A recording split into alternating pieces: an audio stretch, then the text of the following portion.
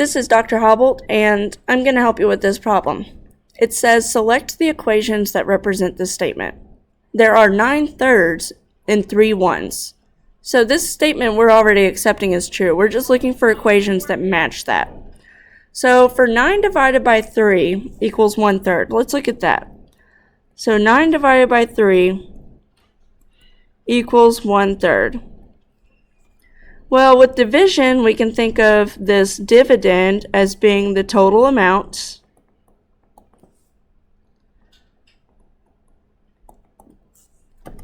we can think of 3 as being the number of groups or the amount in each group. Here, since we're saying there are 9/3 in 3 1s, maybe we'll think of this as the number of groups. And in that case, 1/3 would be the amount in each group.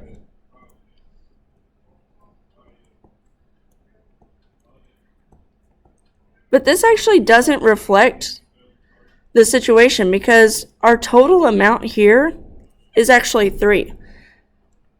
So our total amount is the 3 1s. There are 9/3 in 3 1s. So our total amount should be 3. It's not 9. So this equation here does not represent the statement. So let's look at a different one. What about 3 divided by 9? It says 3 divided by 9 equals 1/3.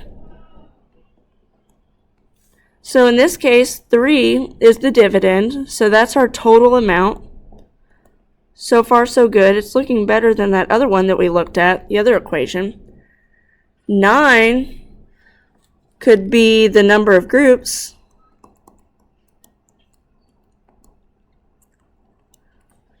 And 1/3 is the amount in each group.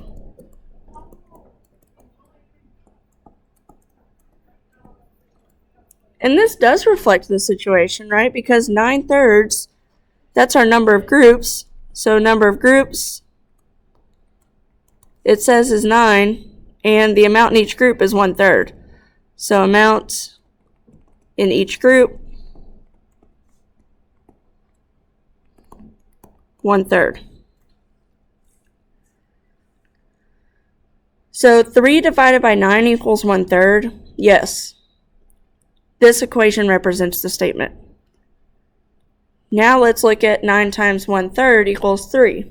And sorry, my paper's all kind of crazy here. Hopefully you're writing some of this stuff down on your whiteboard with me, or your paper.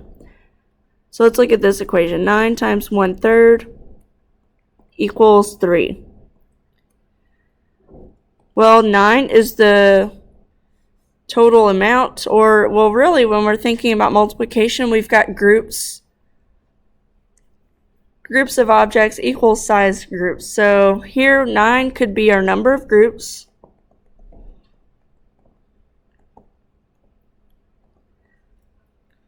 And when we multiply, we're looking at how much is in a bunch of groups of a certain size. So 1/3 would be the amount in each group.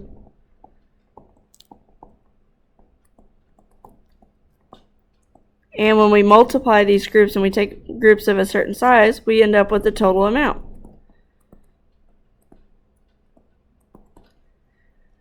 So in this case, 9 times 1/3 equals 3. That does represent the statement. So the two equations that represent the statement would be 3 divided by 9 equals 1/3 and 9 times 1/3 equals 3. The only equation that doesn't represent this statement is 9 divided by 3 equals 1/3. And that equation actually isn't even true. So that should have been a red flag to us too. Thanks for working this problem with me. I hope it'll help you be successful.